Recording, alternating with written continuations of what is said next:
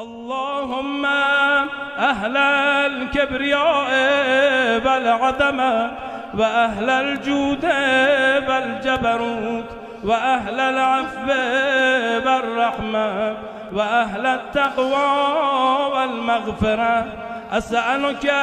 بحق هذا اليوم الذي جعلته للمسلمين عيدا ولمحمد صلى الله عليه وآله ذخرا وشرفا وكرامة ومزيدا، أن تصلي على محمد وآل محمد، وأن تدخلني في كل خير أدخلت فيه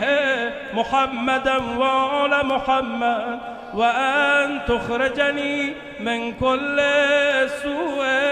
أخرجت منه